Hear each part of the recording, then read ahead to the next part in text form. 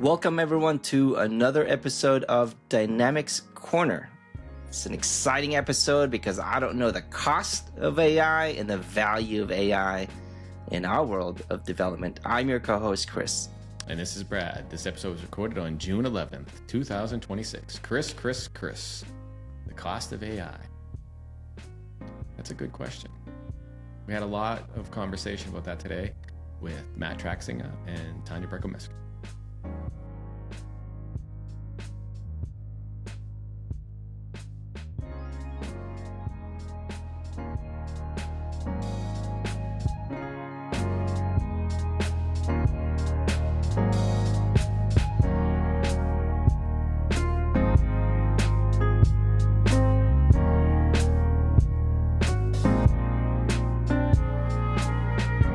Good morning, good afternoon. How are you guys doing? Hello there. Hello. Nice to see you both. Here we are in the summer. You too. We made it halfway through the year. How do you Already. Yeah. Yeah. We haven't had any 100-degree days yet, so I'm happy. feel? We've had 100-degree days. I don't know if it's been 100 degrees temperature-wise. It feels like Hell's Kitchen is probably what it feels like, but it gets better. Where does the time go? If you think about it, that's what I'm saying. It's halfway through the year. I was thinking about that this morning because I was looking. It's June, so we are halfway through the year. Summer's beginning. A lot of the conferences, which is some of the things we're going to talk about today, are coming to an end, as they say, right? You go through that whole period of April through June where there's conferences all over. But it seems to me it's going by so fast, rather quickly.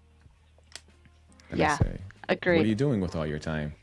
I don't know. I keep asking myself, what am I doing? Because time is just flying by. It is. I feel like it's that way every year, though. I mean, it gets faster every year. The same thing. Yeah. I wish I knew how to manage that or handle that, or is it just how everybody always feels? Or is it just the way that we work? It's a good thing. You take it day by day, and then it just goes by so quickly. Yeah. But does it feel like Groundhog Day sometimes? It does. Oh, yeah.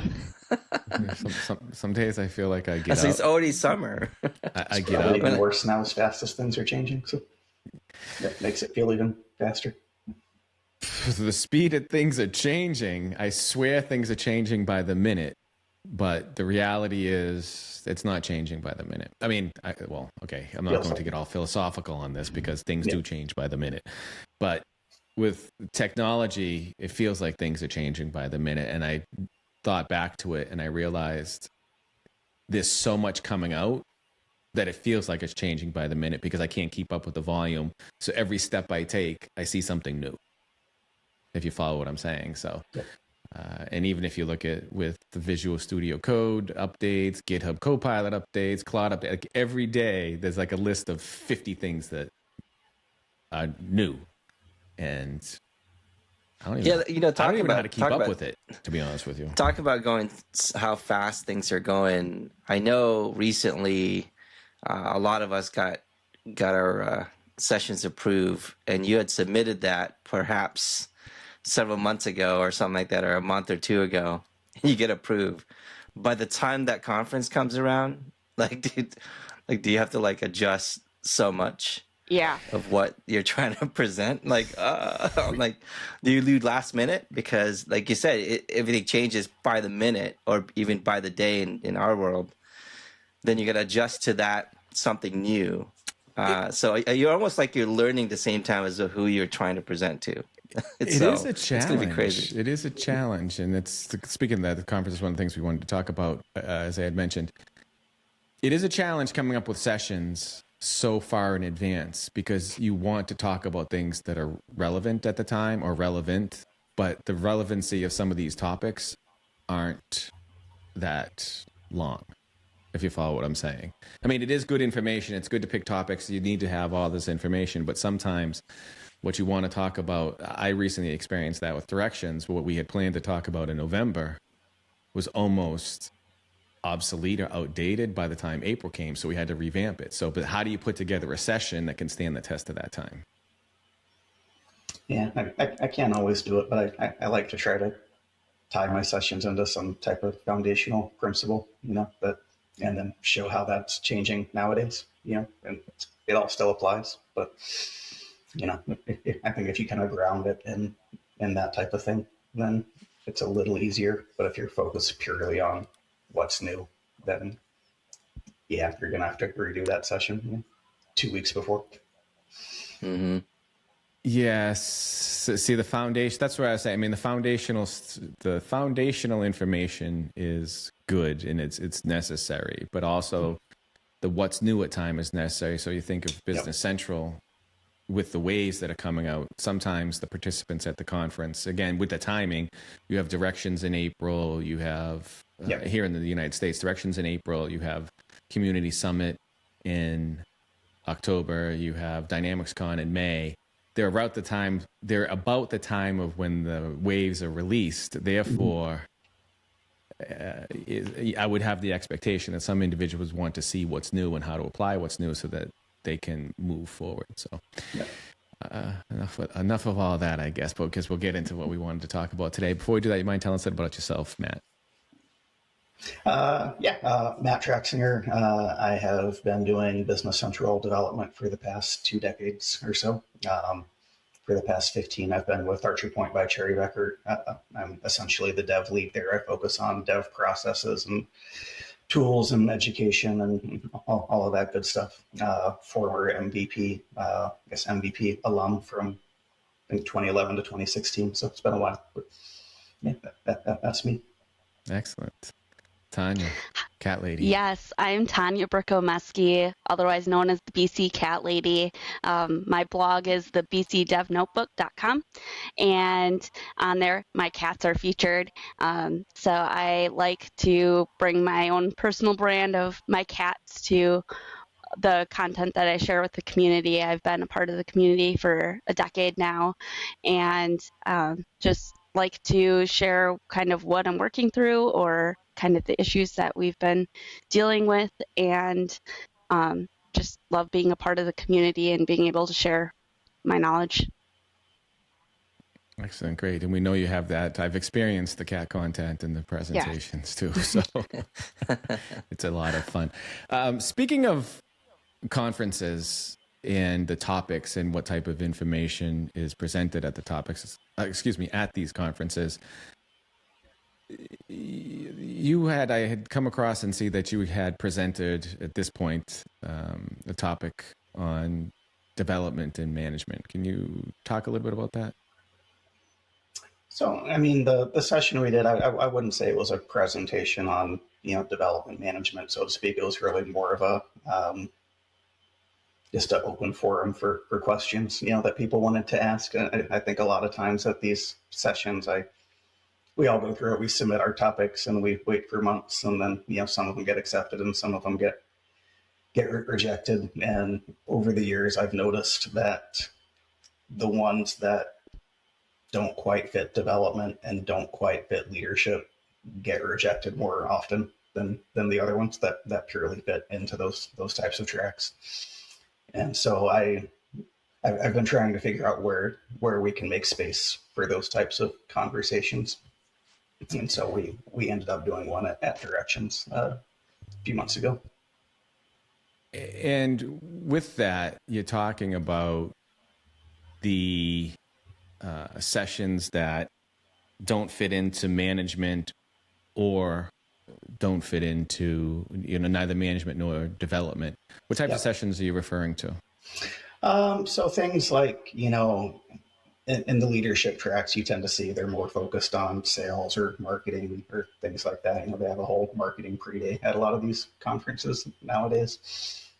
With the developers, it's purely focused on coding or, heavily focused on AI or, whatever the topic of the day is. But more so, how do you get your teams to adopt these new tools, these new processes? How do you get them thinking in a different way? Because most of us have been doing this for a long time, and we're pretty set in our ways of how we do things. And so I think those are the challenges that no one really has a place to talk about, at least, at least when it comes to these conference sessions. Yeah, that's a good point. I think there's less conversations and governance when you have a big team. And how does that look like from a leadership perspective? How do you get everyone to come together, learn something new as it changes? Yeah, so that is a good. Those are good sessions to have, because you're right, Matt. Usually there's a clear delineation between like leadership. It's all about growth and revenue and all that stuff. Yeah. And then development, it's very technical.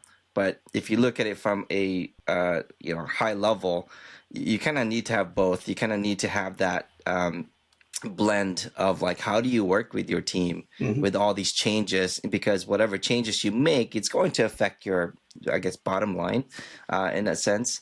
So I think that's an important session to have. You do need more of those. Yeah. I think we're starting to see those blend where there's more Q&A, more conversation, because if you look at the conferences that we put together, or when you go attend, you tend to get more feedback or more interactions when it's more Q&A, because you're not only you're learning yourself, even though you're essentially presenting, but for me, I'm also learning to see how others are doing it. So that conversation is very, very important. Less so more of a lecture, more of a story. And I think Brad and I were talking about that. Like, how do you present? Maybe present as a story along with getting some feedback.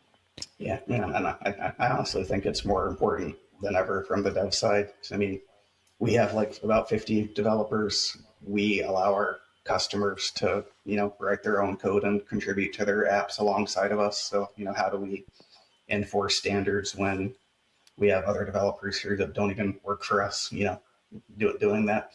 So it gets complicated very quickly. And I think it's important to have those conversations, not just, with partners, but also with users at the same time. How do we all work together and actually become a team together? Yes, it is important. I think I've been seeing more and more on change management over the past couple of years, and that type of topic I would put into the change management role, as you're talking about, Kris, but even Matt, as you're talking about with the standards of the implementation. I think it's also like when if you're presenting a technical topic at a conference, like it's very grounded in that content, and it's like definitive. Like you can say, this is what you have to do, as opposed to these types of presentations. It's more of your personal interpretation of it. Like, how are we doing it? And there's that vulnerability side of it where you're sharing the struggles that your company is going through, or the things that, we don't have this figured out. Like, I want to hear from Matt, like, how are you guys implementing this? Or how are you handling these tough conversations with your customers? Because, like, we don't necessarily know how to handle some of those situations either. And I think even more so with the rate of change, it becomes more important. And as Kris started speaking about, I think there's two parts. One, I think sometimes the conference may dictate the content, because some conferences, I don't know if it's on purpose or by design, it just could be my perception, may be geared towards a certain audience. I think the conferences need to have that, because there are so many conferences. Because here in the United States, as I had mentioned, the popular ones that everyone's familiar with Directions is for partners. DynamicsCon in May is for primarily focused on users of Business Central, and then Community Summit, users of Microsoft Suite, I should say, right? Because it's more than just Business Central. It's just my universe is Business Central, so I focus on that. And then in October, you have primarily a user-based conference for Community Summit, and then you have all the meetups and everything in between. Is there a shift of the type of topics that you would have for the partner type conference? And then, like I said, you can go into Europe. They have all the same thing: Directions, BC Tech Days, EMEA. They have all of those as well. Should there be different content for different types of conferences? Because then there's the challenge of how does one choose which to attend if there isn't some, I don't want to say consistency, but some sort of general theme for the conference? Yeah, it's been interesting because I guess I'm on the programming committee for Community Summit this year, so I've been approving the dev sessions, and my co-track leader, she put it the development track to me in a way that I don't know if I agree with it or not, but end user developers for Business Central are usually accidental developers, and I don't know if sessions should all be geared towards that. I versus a partner conference where they're going to be deep and technical, because that's all those types of developers do that work for partners, versus an end user developer who might be developing for BC might only be a small part of their job. So I don't know what the balance is in providing something for everybody, or whether the conferences should really become more focused. Yeah, well, I do. Yeah, that's tough. I do agree with you, by the way. I think is what I heard properly. I do believe some organizations that are what people would consider as like users of the application, some of their development team is on par, if not better, than some of the developers that may work at partners. Well, I don't think the status matters, because I know people who've worked at partners that move to end users, and as we call end users, and I know people from end users that move to partners. And as I had mentioned, I think I look at it as everybody's just working with the product, and it's your job to do Business Central development. Now, do you have people, as you had mentioned, at some end users that have multiple roles, and development may not be their full-time focus, and they do smaller tasks and then work with a partner or somebody else to do the more complicated? Sure. But you have the same thing, I think, on the partner side, because you have developers that may do certain types of tasks and move to the other ones as well. So it's... Yes, I don't think where it is matters. I think what you get with being in the partner sometimes is just exposure to different things that work and don't work. But the skill level is, in my opinion, is no different today. That is very tough. I think, Matt, you had mentioned that you're part of the programming committee. I am as well. And it was pretty tough looking at some of the sessions, because you'll see that it's a blend of... I think I was on, I'm in administration, but administration of Business Central can be very broad nowadays, because maybe so much less, because there's some tools you can use now to manage Business Central. And so, you could get down to telemetry component as administration, which is now blended to kind of development. How do you read it from a business perspective? So you see that it's kind of like, it's so broad. So really, really difficult. Maybe perhaps in the future, the committee could change and maybe not categorize it in that way, categorize it from a business perspective rather than a specific technical track, which is majority of those are technical track.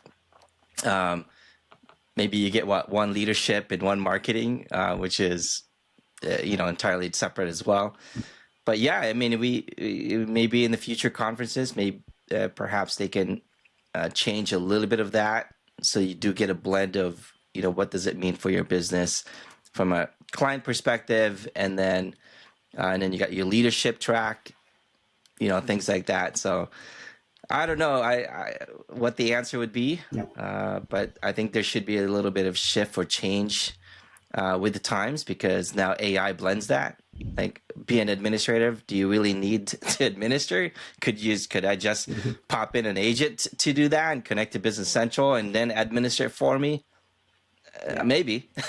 Right? I think all of the conferences on the whole are going to have to decide whether they want to change in the coming years, because if I can get that content from AI or from Microsoft Learn or a blog or whatever, then it's extremely hard for me to justify spending that money and that opportunity cost to send somebody there. And that is a whole can of worms. No, I've asked that question in previous episodes. I've asked that everywhere, and that's what I said. I realized at after one of the, I don't know, I think it was maybe after directions. I think I came to the realization there as well that the conferences need to be less what I call academic and more functional, because with what I think your topic is more, how do I, the new features are great. This ability to do this is great. You can pick whatever it is, application-wise, technical, anything. How do I apply it? How do I apply this? How, like as Tanya used to mention, what's your story for using it? What experience do you have? Things that I could look at, right? How do I, the sales order agent is great. I love seeing how it's working. Can you show me how to set it up? Can you talk to me when I would use it, when I wouldn't use it? See, those types of things I think would be more driven towards the space of a conference attendee, because I can look online and get all the content anyway. It's a challenge. Like you said, it's a challenge to determine what's there. So you had that session. What was some of the feedback that you had in the group? I'm curious now to hear, if it was an open forum discussion, what the discussions were like. I mean, Tanya, you were there with me. How do you think it went? Obviously, it shifted towards AI because that's the hot topic right now. So we were would have never guessed, right.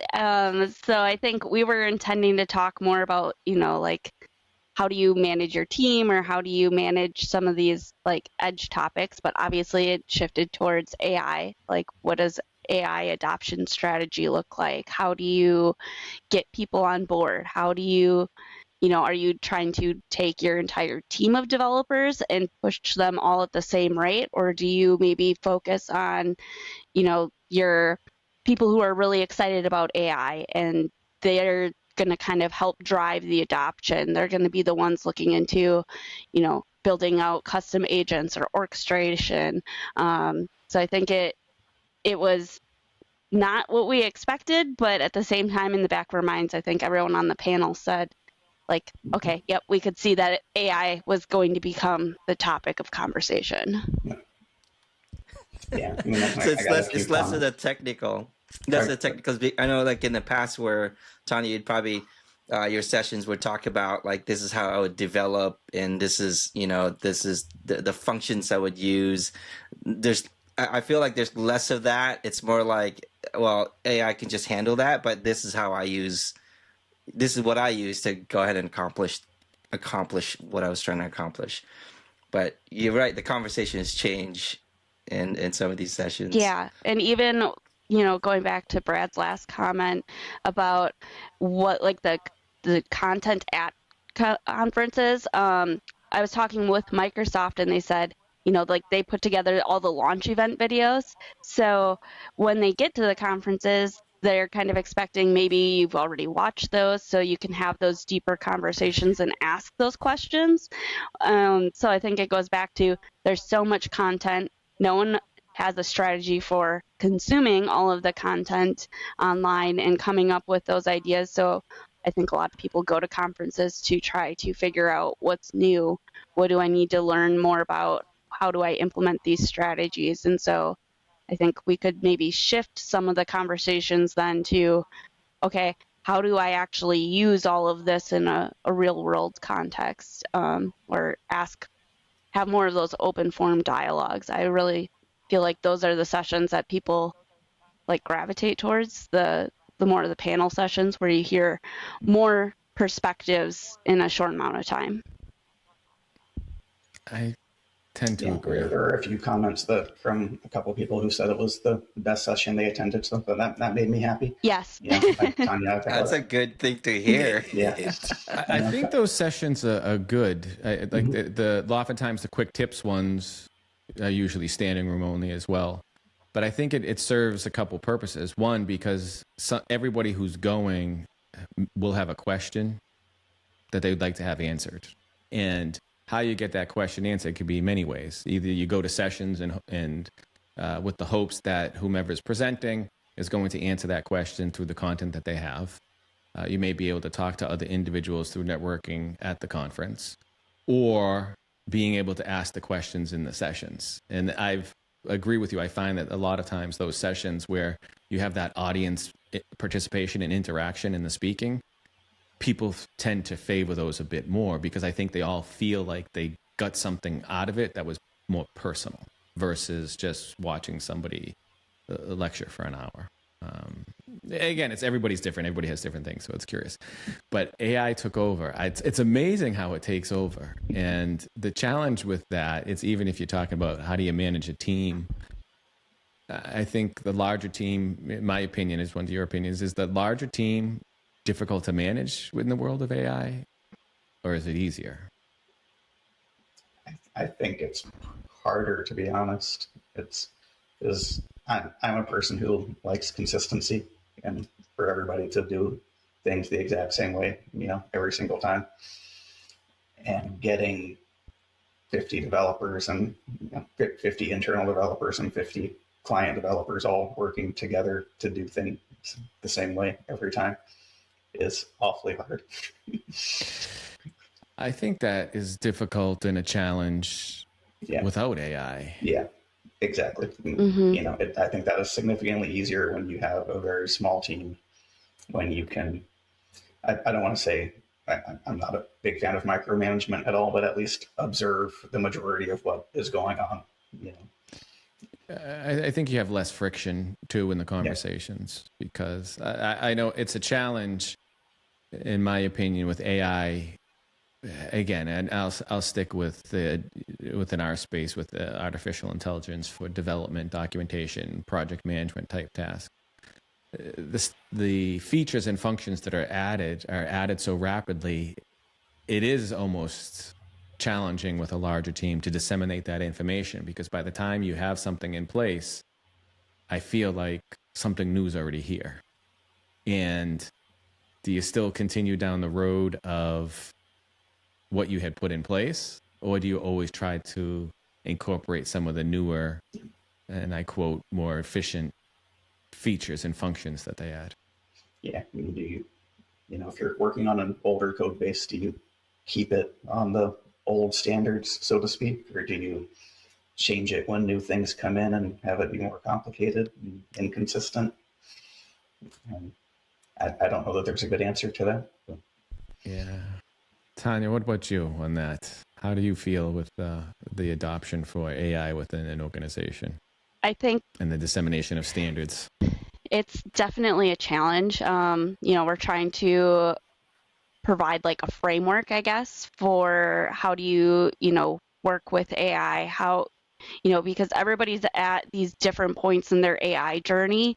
And I think that's one of the hardest things is that, that adoption of, or like that understanding of, oh, I need to be using AI. And there's still people out there who haven't quite like caught on to that fact yet, that, oh, I need to be, building my own custom agents. I need to be figuring out how can I do what I'm currently doing with AI. And so when you have, 30 or 50 people that you're trying to all get on the same track, it's very hard to get them all adopted like at the same time. And so one of the things that like I picked up at Directions is identifying more of our, I guess, power users or people who are really interested in AI adoption and kind of letting them go and figure out things and then share it with the group. And so we're doing a lot more of that where, okay, I built this custom agent, it does X, Y, and Z. Oh, I need to, instead of having a massive code unit with all of our event subscribers that's consuming now all of my context window, if I had a smaller code unit, I'm using less tokens. So especially as GitHub has changed to charging for like the credits and the whole billing structure, like it's another shift of how are we using AI? How do you use it effectively? And so I think in the past, it's been working on, working one way and you kind of work that way for a couple of years, you kind of get into that rhythm, and we're constantly shifting right now. And there's no like standard. You don't feel like you're really grounded in your standards because your standards are always kind of changing as AI is evolving at the same time. I do have a quick comment about, I think you have that's certainly a challenge, Tanya, that you have to deal with in the adoption of AI. I do believe that in the past we've talked about slowing down a little bit. How do you get someone to sort of understand the value of AI? A lot of times we tend to chase, how can I apply this AI tool into a new project? Perhaps something that you could give value back to your clients or your customers, of looking back at maybe a PTE that you built for them last year and say, hey, let's try to improve this. Now, the benefit of that is that how that was built and how you wrote it perhaps at that time, that bringing AI into that will give you maybe some improvements and efficiencies that could help your client in the long term. So I think, to me, that's a good way to have an adoption of how you would use AI into an existing one that how you built it, versus trying to build something and then applying AI on top of that. But again, that's a suggestion that I would have, because on my little side projects, not necessarily related to Business Central, I went back to some of the things I've worked on in the past and said, okay, I wonder what AI would do to this thing that I know how it functions, and see if it'll find improvements. And that allowed me to learn and quickly adopt of how AI could work for me, and perhaps something we could do in the Business Central world, because it changes all the time. And but again, it goes back to are your clients willing to pay for that? And are you willing to put effort or time aside to do that? Because you're chasing for that new revenue, right? So it's a weird balance. Lots of balancing to do. I just want to go back to 1980, 1990. Things were much easier. One of the things that we've been looking at is not necessarily changing our day-to-day processes, how do you write code? I mean, obviously we're using autocomplete or we're leveraging agents, but we've been focusing a lot more on all of those edge cases that we just haven't had the time or the money to do that. So I think, Matt, we've talked about test-driven development and where does that come into play. And now, if you can just tell AI to start writing the test code units for you and all those test procedures, and you can kind of bake some of that into your time. We've been focusing a lot more on performance and using the Business Central Performance Toolkit. So having AI help write some of that code so we can do more of that performance testing, make sure that upgrades are more stable. We're focusing more on these topics that in the past we haven't really had time for, or we haven't focused that energy on before. Yeah, I do think it's important that we don't try to do things faster, but we try to do more in the same amount of time. Mm-hmm. Absolutely. Otherwise, we're going to be in trouble from a billing standpoint as partners. But I like that. That is a good way to put it. It's not you're trying to do things faster. You're trying to do more in the same amount of time. Yeah, we're trying to deliver the absolute best possible system we can. Mm-hmm. Yes. Significantly more than we could before. And with Tanya's point, as you had talked about, again, maybe I don't want to get down to the whole testing. I will say I'm a big fan of tests, because tests have saved me personally. If there weren't some tests written, we would have had some issues with some extensions that were created. But this is giving you the opportunity to do more within that time. Not to say that you didn't deliver quality code before. It just makes it easier to write quality code in a sense. And quality is one of those words, define quality, right? Is it good code? Is it well-written code? Is it performant code? Is it code that does what it's supposed to do, right? So how do you measure quality? But I like the approach of saying you do more. So now you do more testing, you do more documentation. And that's some of the stuff that I've seen, we're talking about coding a lot, is the documentation that you can generate with AI. You may have to adjust some of it, which is fine, but I'd rather have it generate documentation for the extensions or documentation for the procedures than have to make some adjustments, than have to write it all from my mind, or, from scratch, as people say. But as you're saying, now you can provide all of those as part of the deliverable within the same amount of time that it would take to develop it. I'm not saying it's a 1-for-1, but like I like that approach of looking at it that way. It's not getting it done faster, it's providing more value in a shorter period of time, whereas it would have taken. It made me chuckle when he said more documentation, because I don't think it ever existed most of the time. So you add more. Yeah, you're right. You add more value. So, Kris, there's nothing wrong with the number field specifies the number value, or specifies the number, right? Come on, that's documentation. We've all had that documentation since the beginning of time. So. Yeah.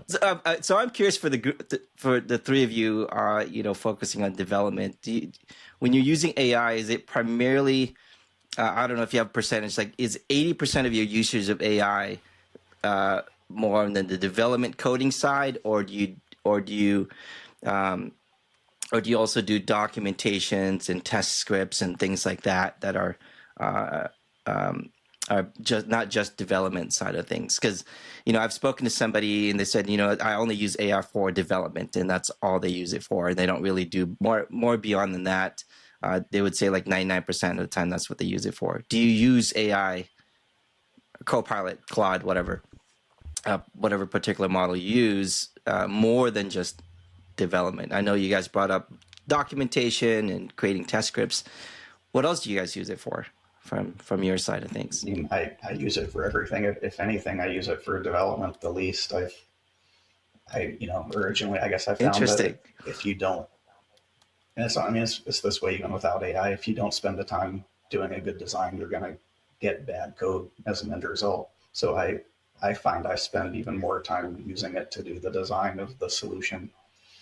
And then, the dev is 10 or 20% of the total time spent. But yeah, that's me. But yeah, I use it for tests and documentation and design and the whole thing. Nice. Yeah. How about you, Tanya? I'm kind of in the same boat where we're spending a lot more time with AI doing the planning stage. So figuring out a solid design and how are we going to implement it, reviewing other solutions that are already in place and how will this interact with all of those, making sure, we're hitting all of the edge cases. So I think that's one thing where we've really leveraged AI is now we have access to all of the designs. So it's not just, the person who worked on this one specific task. You now kind of have that knowledge because AI can look at all of the different designs at the same time and say, hey, like this is happening over here. Do we need to worry about this? How is this going to be impacting it? So on especially like our larger projects, we've found that it's been super beneficial to kind of catch more of those edge cases. And then, whether it's writing like test scripts for users or that they then feed into like the test scripts within like our development as well, being able to definitively like define what those test scenarios are. We've been focusing on that as well because that kind of sets the framework for how is this going to work, and then the solution in the middle doesn't necessarily matter as much. Is it AL development? Is it something in the Power Platform? Could be something totally different. Like I don't care what the solution is. I care what the problem is up front, and that like we have this end result. The middle, like you could throw whatever you want in there if you really wanted.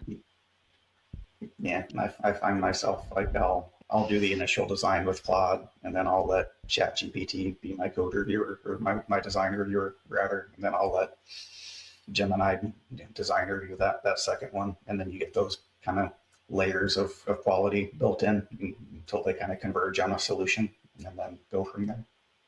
So you use a multi-model, multi-platform harness approach for your designing. Yeah, and it sounds like I can't make myself trust any one of them. They all sound believable. They do. With everything that I get out, they could make a catastrophe sound like a pleasant experience. With the way some of the stuff comes out.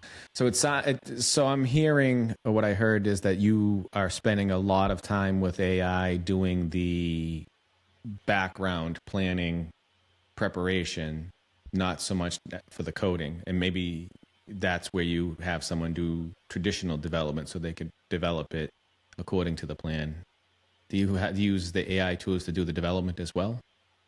Are there boundaries that you have still for feed it? those designs into Copilot or Claude Code and let it build it, and it gets it 80% of the way there, and I'll fix the fields that it didn't, know were incorrectly named. It didn't know the posting setup was PURCH dot instead of spelled out purchase, things like that. But for the most part, it gets it pretty correct. And yeah. How times have changed. How times You know, have changed. From a business perspective and leadership perspective, Matt, you had kind of alluded this in the beginning, is how you work with the team and the technology and how do you adopt. Tony had mentioned how you adopt.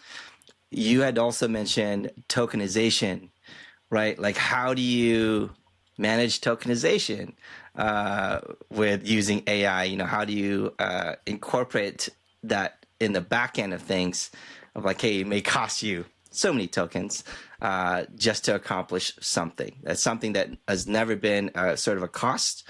In the past, you kind of just say it's more the time spent of building something. Now, time spent building something, of course, you bring more value, but then you also have now this cost. That's another one, right? Like, those things are just going to increase. I'm thinking of some conversations I'm going to have to follow what Kris is saying. It was a question I was thinking of that you're talking about this. You both do a lot of estimation for projects and development and tasks and working with the team. How do you estimate it now? That is something we are still figuring out. We're still estimating the same way. I think we are estimating the same way that we have been in the past, because you don't necessarily know who's going to be working on the task. But if you have someone who can do it in 5 minutes, there could be a cost to them doing it in those 5 minutes as well. Yeah, the cost may quickly outrun what you're billing for those 5 minutes. Yeah, that's what I was getting at now, and it's more visible with the GitHub Copilot pricing change, that it went from you had the monthly plan, and the monthly plan gave you a certain amount of use, and then now you have the actual credit use. So how do you factor that into the process? It's just a question I'm throwing out there. And I'm asking the question because I think there's a perception and a reality of some things and some people and some things that you see where people say, oh, I have all this cool, fancy process. I can do all this stuff. What are they actually doing with it? And then how are you getting, what are you returning on the value that you're producing? And how are you getting that out of there? Because I looked at some usage, credit usage. I always have to use the new term now because in GitHub Copilot, it's credits. It's AI credits, right? It's not tokens. So I look at how many credits we used on something that I did. And then I'm saying, well, how can we even do the math to see what it will cost to do? Whereas before I could say it would take me an hour to do it. You can sort of equate what the cost would be.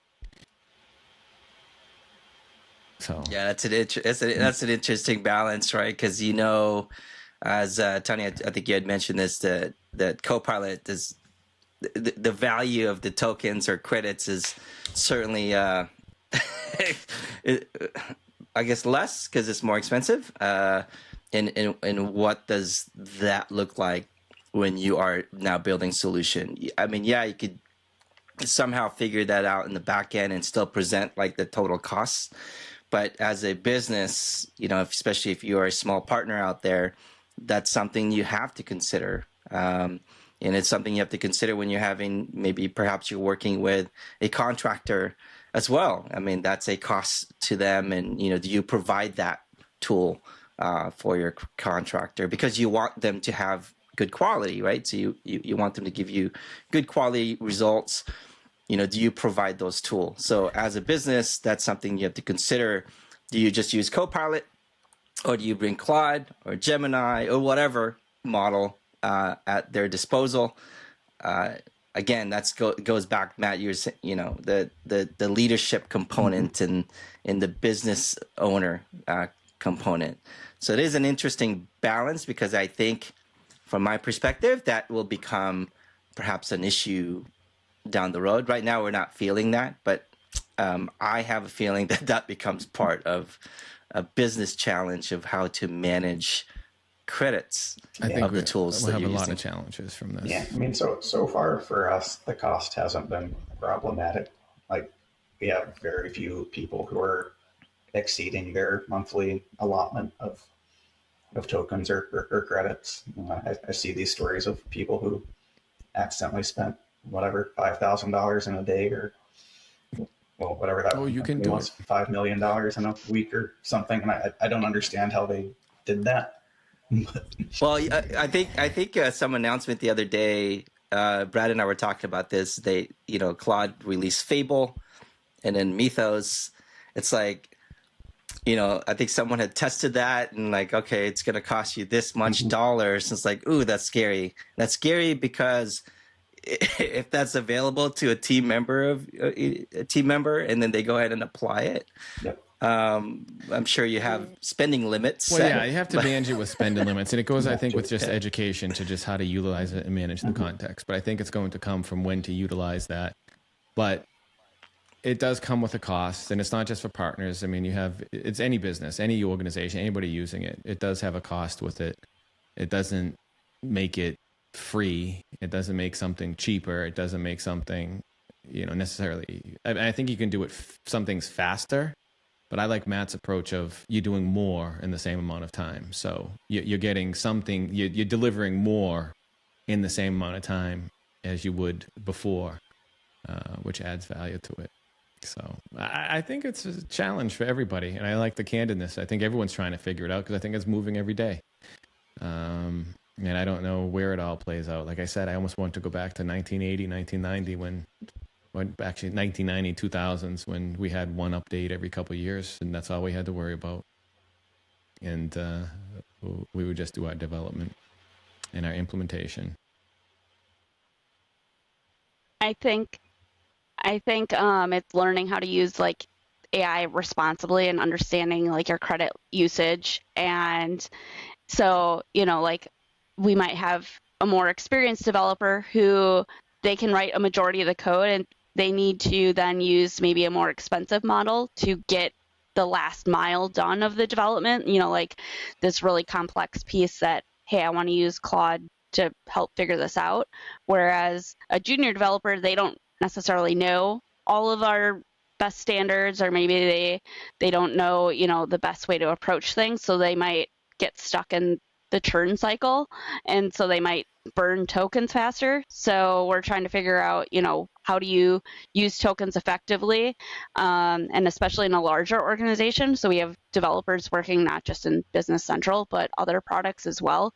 So how do we manage costs? And so how do you say, like, this person needs more credits because they're working on like this big project, or they know what they're doing, they're using these credits effectively, and we can get something done in a couple hours that used to take us an entire week of development. So I think there's like all these different conversations of, maybe it's sometimes you need things faster, or maybe you need to get like the baseline done and then it's just doing tweaks. Maybe we've been using it for code reviews as well. So we wrote like a code review agent, which is great, but then do you need to use that on every single commit? So, when do you bring AI into the conversation so you're not just burning through all your credits in the first week? That just makes me chuckle a little bit. It's like having living in a neighborhood, you run out of sugar. I want to knock on Tanya's door. It's like, can I have a little bit more sugar? Can I have sugar? Because I ran out. Can I borrow yours? Yeah. Yeah, exactly. And so I think especially we use GitHub. So, how do you manage the credits across the team? And so right now there's kind of like this learning period, this grace period where we're trying to figure out, usage and how are people using it? How do we use it effectively? So we've now have like all these like best practices, like if you're building something out, like can you use autocomplete to help you fill out all your tooltips? Do you really need an agent to write those? Like, or could you sit and hit tab for 2 minutes to fill everything out? Like, what's the trade-off? Yeah. Yeah. Interesting balance. It's this whole thing has me thinking a lot about it. It's new for everybody, and it's a challenge that we have, and it dominates every conversation now. I really would like to go one day. I have to figure out, maybe I just go out somewhere by myself into the woods or something and bring nothing with me, and I could go a full day without hearing anything about AI. But do you try to balance all the different models though? Like for example, like so I was working on Claude. Like if you use Haiku over the other models like Opus and Sonnet for different specific tasks, do you guys also manage those as well? Like GPT 5.5 versus other versions on specific tasks, just to save a little bit of token or credit?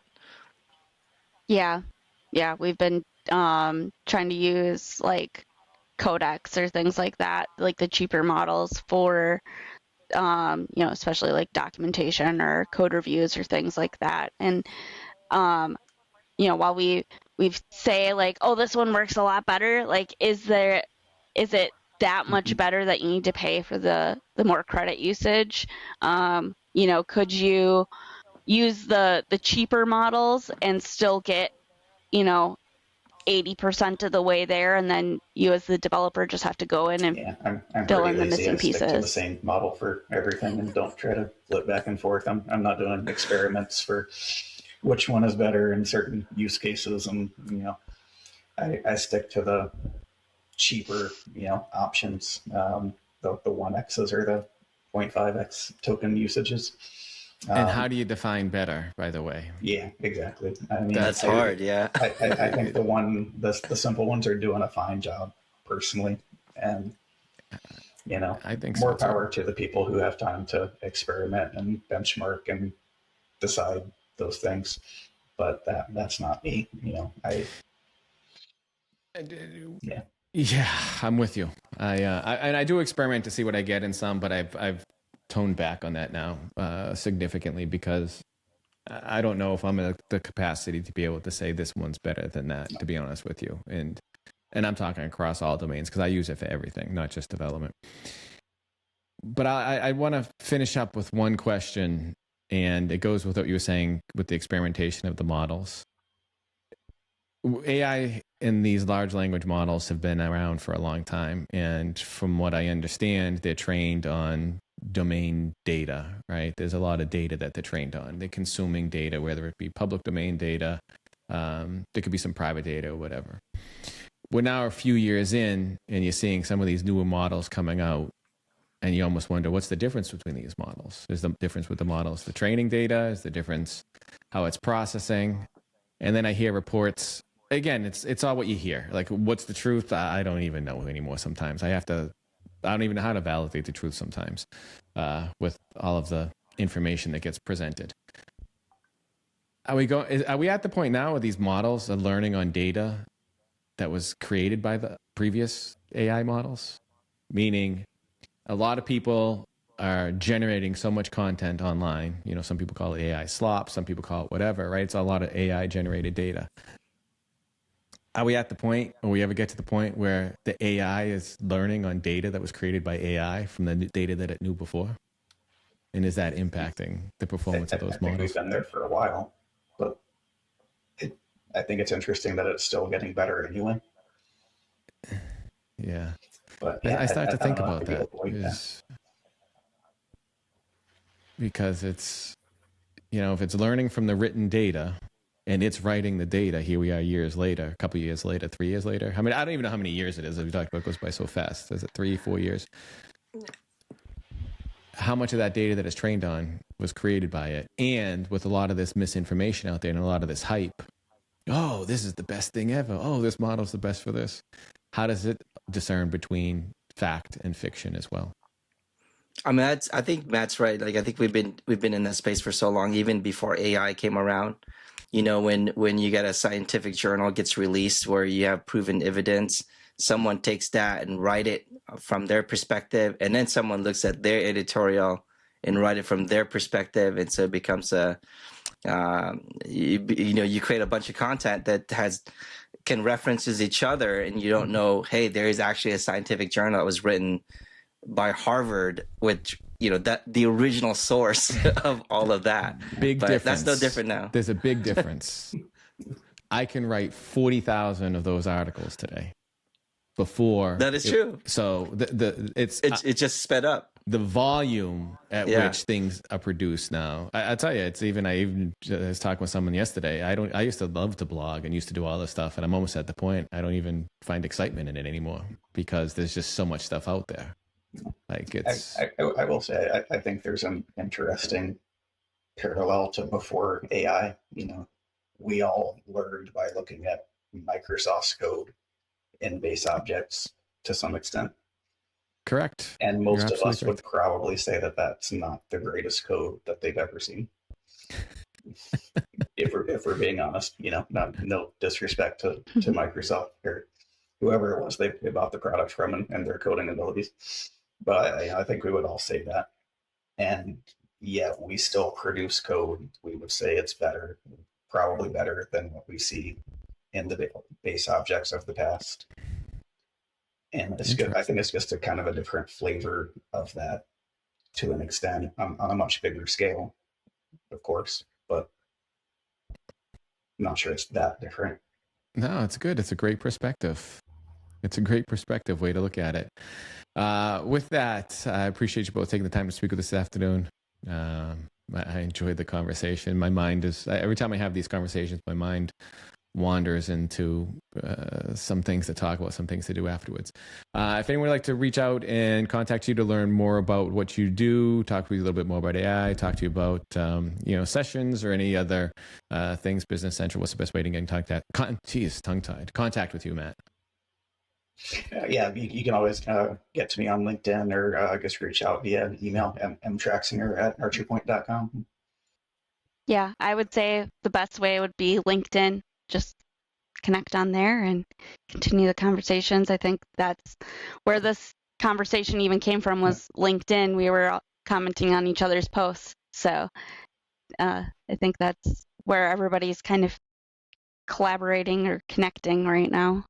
No, it is. It's a great avenue for that. Well, again, thank you both for your time. I look forward to seeing you both soon. I'm sure I think I'll see you both definitely, if not before, in October at Community Summits. I look forward to talking with you both then. Thank you again. Speak with you soon. Ciao, ciao. Thank you so much. Thank you. Take care, everyone. Bye. Thank you, Kris, for your time for another episode of In the Dynamics Corner Chair. And thank you to our guests for participating. Thank you, Brad, for your time. It is a wonderful episode of Dynamics Corner Chair. I would also like to thank our guests for joining us. Thank you for all of our listeners tuning in as well. You can find Brad at developerlife.com. That is DVLPRLIFE.com. And you can interact with them via Twitter, DVLPRLIFE. You can also find me at matalino.io, MATALINO.io. And my Twitter handle is Matalino16. And you can see those links down below in the show notes. Again, thank you, everyone. Thank you, and take care.